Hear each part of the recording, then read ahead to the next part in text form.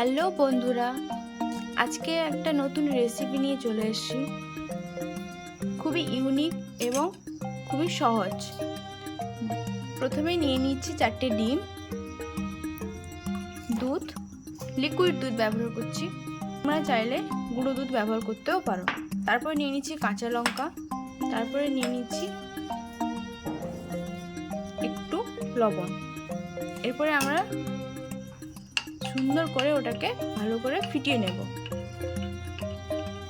এবার ব্যবহার করব চিলি ফ্লেক্স, অল্প একটু ছড়িয়ে নিব।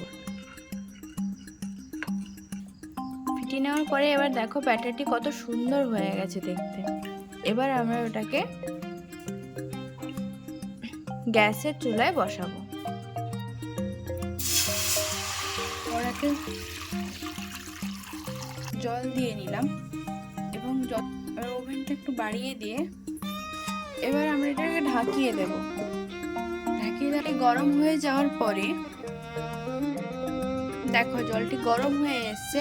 এরপরে আমরা ওই বাটিটার থেকে ব্যাটারটা আমরা স্টিলের বাটিতে নিয়ে নিয়েছি। এবার সেটাকে সোজাভাবে বসাতে হবে যাতে বেঁকে না যায়।